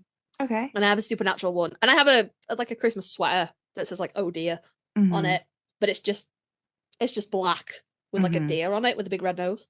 So that's my concession to Christmas apparel. Okay. I don't have anything Christmassy at all that I can think of. I think Ted got a Chewbacca Christmas t-shirt one year that he really likes that somebody gave him. And so he wears that a lot. So that's cute. I like the Christmas sweaters I put in my fic though. Mm-hmm. Yeah. Because I was Googling them and I found a Led Zeppelin one that I made Dean wear that I really liked and gave Sam the Game of Thrones one. Yeah. So both little nods to the show because we know that Dean likes Led Zeppelin and Sam likes Game of Thrones. Sorry, my brain completely spacing because I was thinking about a different con clip I'd seen recently. What have I got here? So sarcastic Dean, with the whole you don't have any meadow sweet. I've got the nail scene, but I'm really into the way Jared plays Sam in pain. And I don't know what that says about me, but I'm like the way he like throws his head back. And it makes like all like tenses his throat. If somebody could gift that and it would be a totally different thing. So yes, I could see that. Yeah, part. exactly. Yeah. I don't know. It's an acting choice on Jared's part, but I'm really fucking into it. So I think the problem is I don't ever watch that scene. I'm like not looking because I don't want to see like. Oh no, you should. You should. But I can't because between the sound and like I just end up not watching it. Well, no, you're gonna have to mute it. No, you can't because he starts like raw is the only word for it as it's happening. You might just have to like grit your teeth to get through it because the payoff is so worth it. Like he's a little bit sweaty and he like really throws his head back, which is weird because when I'm in pain, and I think a lot of people do this, you tend to curl inwards when you're in pain. I think Jared just wanted to hit Jensen on the back. But it's a consistent choice that Jared makes all the way through. You ever see Sam get hurt and he'll throw his head back. And I'm like, I've seen other actors do that too. So I think it's just a thing. Some actors, they'll choose to do that way with pain, presenting it or exploring it or showing it. I've seen that before a lot. Yeah. Yeah. No, I'm really into it. And I'm just not going to delve into what that might say about me because I am really, really into Sam's pain face. I just like it. Anyway, moving on. I want to know if they had a plan beyond holding the doors because they both went to separate doors, so they weren't together. What was the plan, lads? Yeah, they had time if they got themselves out of the ropes and stuff. Like they had time to chat about it. Like, what were they doing? And then like Dean with that little drawer, like open up the drawer. I'm like that's gonna like stop. What now? I just sometimes the weird shit that they do, and I'm like, I can see how you've come to that conclusion. It's wrong, but I can see how you've got that. But this one, I was like, lads, what was the plan here? The stakes were in the basement, and you were separated. What were you thinking was going to happen here? Oh my god! But of course, the magic of television, it all works out. Dean holds the door with the drawer. And they go and move the cabinet, and then they're like, "Oh no, we have no stakes." What's conveniently placed Christmas tree? An evergreen Christmas tree that they need. So yeah, I liked that tree. I was really sad when they pulled it down because I thought it was really pretty. Well, Madge liked it too, and she was very upset. She loved that tree. She did. She loved that tree. She loved that tree. Good riddance to Madge. Yeah, and I just wrote that the boys really do need to bungee their weapons to their bodies. Oh my god, yeah. Yeah. They should also have hula hoops filled with salt. I've seen that one floating around as well. I've got grunting Sam. So Sam took out Madge, didn't he? Yeah. And he's grunting while he's doing it, and it's nice. It's nice. We're not going to delve any further into that. It's nice. Like your acting choices there, Pat. I like them. Keep it going, man. What I think Sam says something to Dean about Merry Christmas or something when they're both dead. I can't remember what the actual line is, but I wrote down, sometimes it's hard to tell if it's an actual written line for Sam or Dean or if it's just J2 improvising, because I was like, oh god, you remember that really like CIA knockoff bit they did in Changing Channels? Yeah. It reminded me of that. It was like it felt like they did it a couple times, maybe like they did that scene a couple times and like came up with different stuff. Like it was a bit, like it wasn't like something you would say to your brother after you both murdered pagan gods with bits of Christmas tree. But it was oh gosh. Yeah, sometimes it's hard. Like the whole when Sam's doing the trials and he comes out and his hair's all floofy and it's Jensen that goes 5 minutes with some clippers. And it is Jensen. It's not a line that's written for Dean. It's 100% Jensen. So, sometimes it's hard to tell. There's little gems. Yeah. And then we go flashback. Dean steals the presents. Yeah. And I really don't like that scene. Because Dean's just trying. He's trying so hard. He's trying really hard. Yeah. Yeah. But I love the gift of this amulet. And Sam being like, "Oh, Dad wasn't here, you were. I want you to have it." And I'm like, "Oh, baby, yeah, muffin." Yeah, that's a sweet. Muffin. That's really a sweet part of that. And I think didn't they mention? Because I remember seeing something. It was back in season 1, and I think Kripke, Jared and Jensen, and some other creators of the show were in front of a panel. And someone had asked about that necklace way back in season 1, like one of the audience members. And Kripke was like, it's, interesting that you caught that. And he's like, yeah, that's going to be a thing, but we can't really like talk about it right now. And that was like all the way back from season 1. So I almost wonder too, what came first? Like, was that just a thing? And then Kripke's like, well, we're going to have to use that now. We got to find a way to use that. Or was there always a purpose for that particular necklace? Like, I know that it was picked for however it looked aesthetically, but like, this is almost like a talisman or something that we're going to use at some point. I think because I'm pretty sure it was Jensen's idea to like put jewelry on Dean and be like, oh, he'd have these talismans, he'd have these things. And then all we ended up with, like, he had other things, but we ended up with the amulet and the beer opening ring. So whatever. But I think it might have been like an idea. Or, maybe it started out as like a talisman. And then they'd gone, hey, wouldn't it be, what if Sam had given it to Dean? Yeah. Instead of John, it could have evolved organically. It's just nice that I think we experience this too. Like when we write, like you write something, but then you go back to it and you explore it and you're like, well, this could actually be something, or, let's expound on this more. And it's nice to see that from creators and writers too, like of shows like that. That kept happening to me in my current work in progress.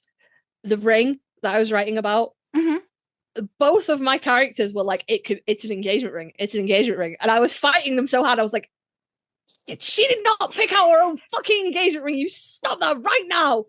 But it wouldn't. Like, they were both really fighting me because I kept, like sometimes you just start writing and you're like, well, whatever happens, happens. And for some reason, Sam had been like, really, like, she picked this ring and he'd gone and bought it for her as a birthday present. And like it fit and everything, it didn't need adjusting. So I know myself, I'd be like, oh no, I'll wear it now. But then like Sam's the one that's insistent and going, nope, we're gonna box it, we're gonna wrap it up. And she's like, but I want it now. And like my writing brain just kept going, and Sam's keeping hold of the bag. He won't let her have the bag, and he tucks the bag in the car door and stuff. And I'm like, this is not a fucking engagement ring. You stop this right now. So I ended up, it's in the bit that you haven't read, but I ended up having my reader like make a little quip at Sam about, oh, has he made her pick her own engagement ring out because he's being so shady about it? And Sam just like flip her off with his wedding ring, you know, to like, they're actually already married, you know, and it's just a thing. And I heard nowhere else I was going to go with this fucking ring, but it was adamant it was going to be something. And I'm like, why have you done this? Please stop. So yeah, sometimes you just throw a detail out there and then the writing gods, the creative gods go, no, that's a big deal now. I didn't want it just to be like a Chuck big did. deal. Just like Chuck made it a big deal. Yeah. Yeah. I didn't want it to be a big deal. Stop that. So, and then we go back for the final scene, which is the motel room. So Sandra's put, is it confirmed that Jared spiked the eggnog? Yes, it is. Okay. Confirmed. I thought it was. Okay. So Jensen comes in the motel and it's all twinkly and decorated, and he's like, what is this? And Sam's like, oh, Merry Christmas. And hands him a glass of eggnog, and Jensen is like, oh, fucking all right. And yeah, it is confirmed that Jared did actually spike the eggnog. And I think watching that scene, it's way, especially that particular scene when he hands him the glass, it's Jared, not Sam. Yeah. That's Jared pranking his friend. Yeah. Not Sam giving his brother. So now, and I wrote down, I think Jared might be a little bit wasted. Maybe Jared's drinking some eggnog as well. But can I just ask, because it's not a thing that we have over here, the fuck is eggnog? Because I can't think of anything worse than drinking eggs. What is it? It's cream with egg in it. Yeah, it's like a whole blended, egg, or just like it's egg a blended. white? I think it's a whole egg. I don't like it. I'm sure the egg, like the eggnog, I think that you make, you can make homemade and stuff, but I think the eggnog, because my husband really likes it, and he'll buy it at the store and stuff. So I'm not sure how much like raw egg is in that. You know what I mean? Like, because it's to me, it just doesn't seem like a safe thing to drink. But yes, it's got egg, cream, and then I think a lot of alcohol. I like, again, it wasn't an Italian thing, so I never had it growing up. But yeah. It's got egg in it. I wish you could see my face. Yeah. I don't know how much egg white, egg yolk, like that part I don't know. You'd actually have to look up a recipe for it. But yeah, it's supposed to have egg. It's supposed to have egg in it, but it's not safe to me.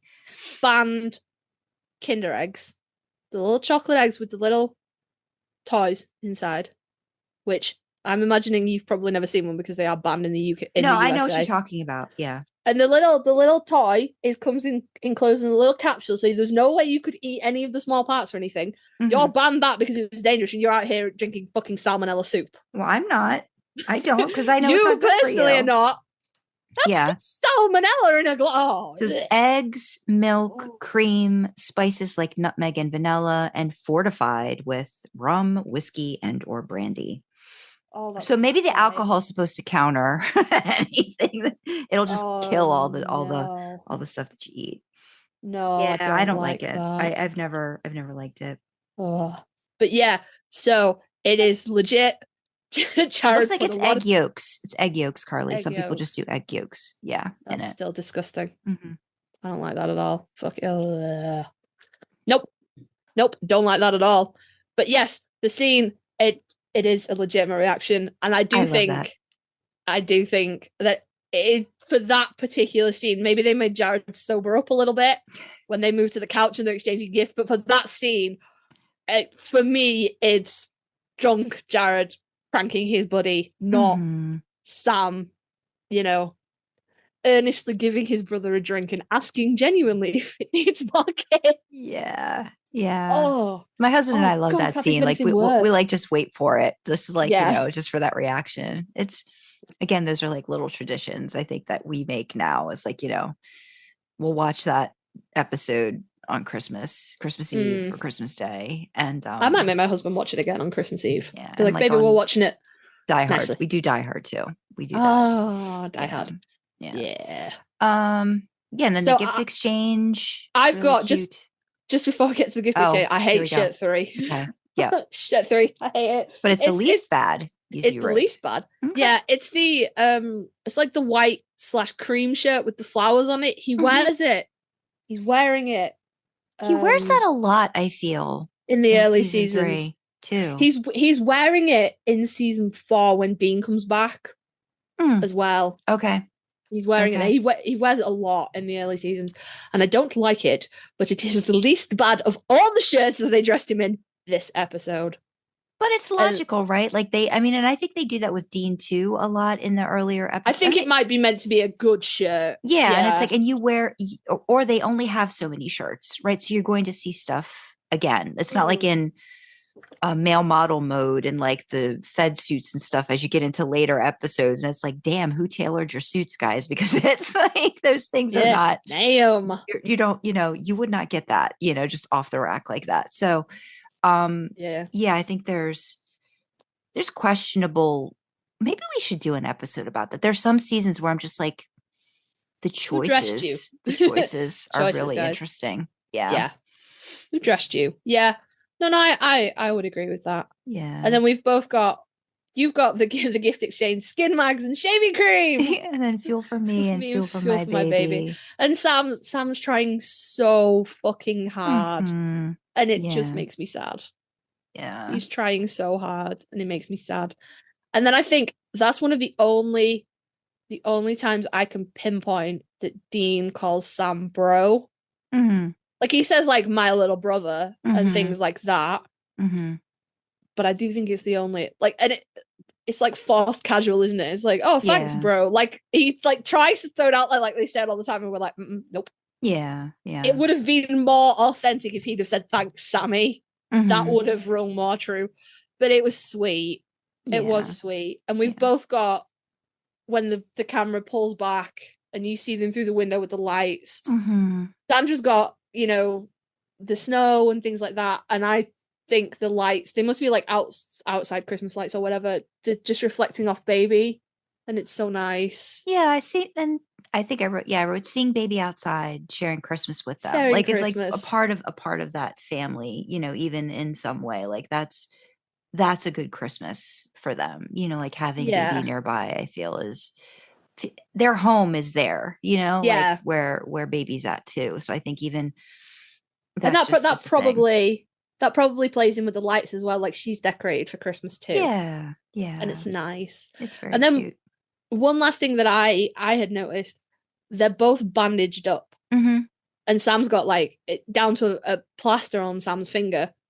And you very rarely see that. Mm-hmm. You very rarely see them deal with the injuries.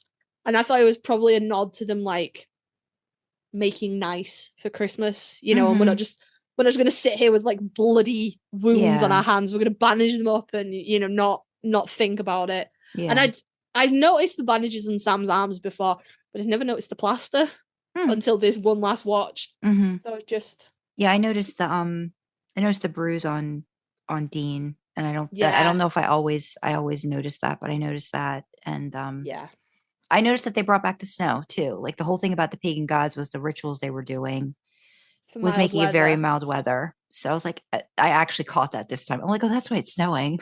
They brought back the snow. Like, okay, so it's kind of like they're making their own Christmas, right? Like they're putting it all together for themselves, and they're there for each other and doing this thing. That's and the little really sweet. The little Christmas tree in the paint pot. And the car fresheners, that these got like as it's all just really cute stuff. It's super, super cute. And like, again, Sam's trying so hard and he's like, you want to watch the game? Which I have to ask, is there a football game on Christmas Day? I know you have one on Thanksgiving. I know there's like a huge thing that there's a football game in the afternoon. I'm the wrong person to ask. There probably text Ted immediately. He's probably asleep. But I don't know. I can't say for sure. Maybe there could be a college game or something like that. Maybe that kind of stuff. Because I know they do like Rose Bowl stuff, but that's. Or is it more likely to be like maybe like a replay of the Thanksgiving game or something? Because you couldn't pay me enough to play football on Christmas Day when I could be with my family. So maybe it's like a No. a rerun or a I'm typing like a something. I just wanna highlights say match or something. football on Christmas Day. Let's see. Our pampered princes, football players would not. So this play is for football the on first time 3 Christmas Day games are scheduled in 2022. Oh my god, really? There will have been 27 Christmas Day games in the NFL's history, all broadcast nationally. So 2004 to 2006, 2016 to 2017, and 2021. So maybe it was like maybe college football. That's what I'm thinking. Maybe Yeah, college maybe. football on Christmas Day. Yeah, it looks like I just looked. Yeah, it looks like last year there was. So they definitely have college games. So that's probably it. Fuck that. Yeah. Yeah. Who's doing that? Somebody is. Ted Well, doesn't. yeah. But yeah. So No, we don't have sport on Christmas Day. we thought this was going to be like very quick, and this was a very Long. in-depth episode. I think we went well over an hour, maybe an hour and a half about Merry Christmas! Merry Christmas. So yay. It's our gift to you. We talked for Yeah. longer than usual. No, We that's talked not for true. longer than expected. We talked for a long time anyway. But no, this was good. I mean, I think and again, they don't do a lot of holiday episodes on Supernatural. For being a horror show, they don't really need to do a lot of like Halloween episodes, but they've only done a handful. They had that one in season 4. Yeah, it's the Great Pumpkin. Yeah, Sam Winchester. yeah, and then they did Mint Condition in season 14, which is one of my favorites, where it was like on Halloween. But yeah, they don't do a lot. Is that the one with the mannequin? Yeah, yeah. That's one of my favorites. I just love. Again, I love Nerdy seeing Kathy. Dean. I love seeing Kathy Dean. It's like you get that. It's just like, yes, give me all that. And last holiday that they did in season 15, where they just kind of crammed everything together in a montage. And I was like, no, I want to live in those spaces with them. Give me that. Yes. Give me 10, 15 minutes of them enjoying the holidays. But they did it quick. So yeah. It's so yeah, it's nice though. It's a nice episode. And like I said, even though you can see Sam's trying so fucking hard at the end to hold it together, it's nice. Yeah. I like it. Yeah. I like it. And then we do get a second Jensen grimace as well when he takes a second sip. Yes. Like, fucking all right. Yes. Yeah, I have to wonder because Sam hands Dean the bottle of, I don't know if it's probably rum, and it's like a good 2/3 empty. And I wonder I wonder how full the bottle was when they brought it to set. Oh God, I don't know. That we won't know. No, and you can't fucking ask them because they won't bastard remember. Yeah. How dare they not remember the last 17 years of their life in intricate detail? Require detail, motherfuckers. Detail. No.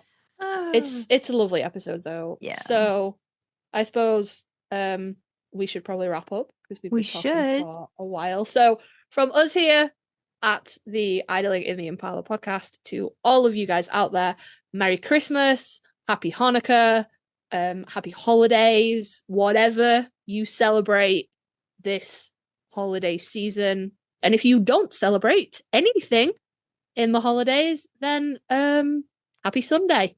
This episode isn't going out on Sunday, but that's when the holiday would be. Happy 3rd week of December, I suppose. Yeah. Just try to have, I guess, happy times during the holiday if you can. Just try. Yeah. So as always, links will be in the description to our socials and things like that. Sandra's book is out. So if you haven't bought it already, what are you doing? This is going to be the release day. This will be a release day. This is the release day. Yes. I knew that. 12/20. 12/20. It is. It's Sandra's book is out today, people. If you haven't already pre-ordered it, you can get it because it's just going to be there ready and waiting for you to just read. It's going to be there right now. Hopefully listen to if you choose by that point too. Yes. At time of recording, I am up to getting ready to narrate chapter 10. So about halfway.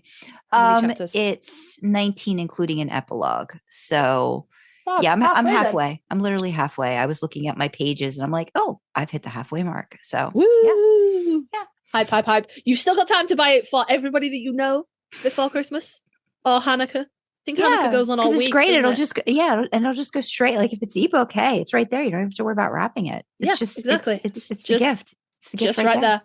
So Yeah. Again, from all of us to all of you, happy holidays, however you choose to celebrate them. And if your celebration is sitting at home, not watching any Christmas movies, you have a great fucking time doing that as well. Mm-hmm. Links in the description for the socials. Links in the description for Sandra's book. It's out. Buy it now. We'll know if you don't. We'll come and find you. Mm-hmm.